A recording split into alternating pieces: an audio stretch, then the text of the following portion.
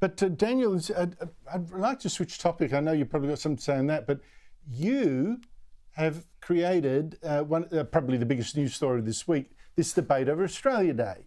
It started with a survey from your Institute of Public Affairs showing a big increase in support for the day staying on January 26. Peter Dutton ran with it, but the Prime Minister dodged giving a straight answer as if about whether he would back a demand that, a change of the regulation forcing councils to hold Australia Day citizenship ceremonies on January 26. Now, there are Liberals, as you know, saying culture wars like this are a distraction and they never fight them. Is this debate, from what you've seen, really a distraction? Well, it's far from a distraction. It's one of the central issues that Australians care about, Andrew, and the reason why the coalition's ahead on the two-party preferred basis is because Peter Dutton has been intervening in the culture debates, and it's popular. When you fight and stand up for our values, mainstream Australians will back you. We saw that with the voice to Parliament. We saw it with Peter Dutton taking a cudgel to big business, and we've seen it with Australia Day. And as far as I'm concerned, the debate about Australia Day is now over. It's on the 26th of January, and that's where it's going to stay. This election, Andrew, coming up is going to be won or lost on culture, not on economics.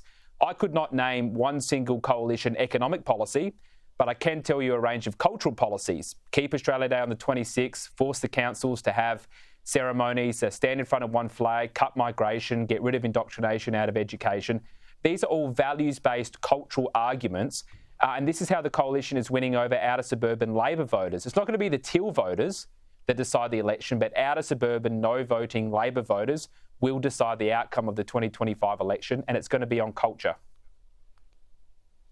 Gemma, I do not get why so many Liberal MPs have been browbeaten or whatever into thinking that a debate over national unity, national symbols, pride in country, creating a people out of a collection of tribes is somehow a peripheral, boring, marginal distraction that they shouldn't get involved in. How on earth did that happen?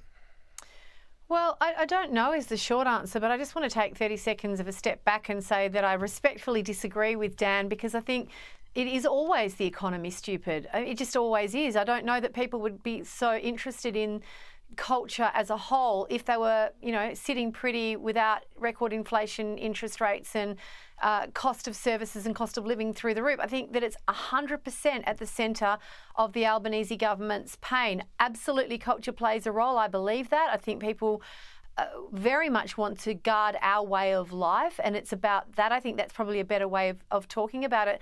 I think there are some things that can... a person can be, for example, economically conservative but socially a little bit more relaxed about things. And I think personally, from observation and full disclosure, I'm not a member of the Liberal Party. I'm not a member of any political party. I'm obviously a conservative voter.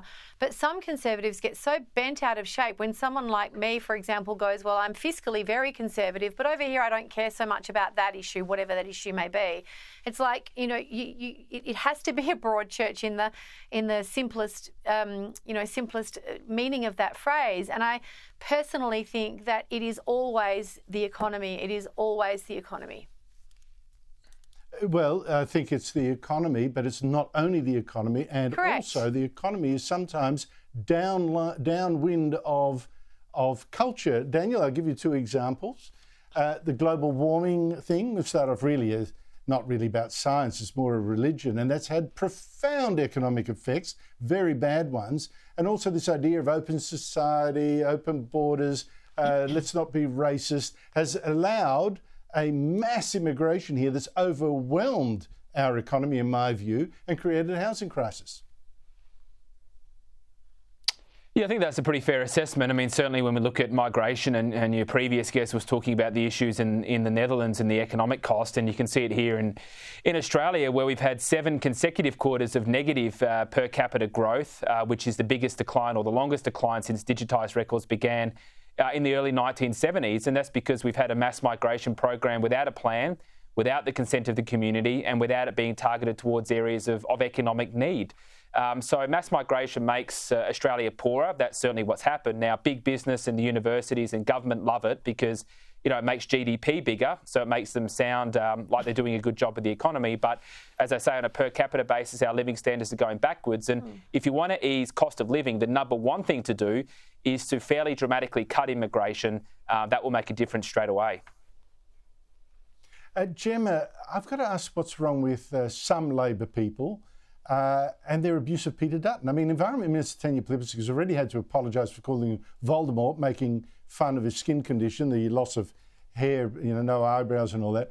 And then Albanese had to disown an attack on Dutton's wife by Victorian Labor officials. And now Labor's candidate for Dixon, Peter Dutton's seat, Ali France, sent out an email invitation to supporters for a potato night fundraiser, yet again mocking Dutton's appearance. Is this childish or is it good politics? Well, it's puerile. I mean, it's puerile university-grade politics, and maybe that's what Australian Labor, all Australian Labor has to offer. It certainly would seem that way. I mean, the obvious hypocrisy of this mob that talks about, a better kind of politics. We're just going to cuddle everyone and everyone's okay and I'm okay. And it's total BS. The proof is in their behaviour, and the examples that you've just cited are horrible examples at the base level. It's just you're a really crappy human if you think that that's Gemma, a fun way to behave. I've got to go. It is so sad. Gemma Tonini, Daniel Wild, thank you both. That's it from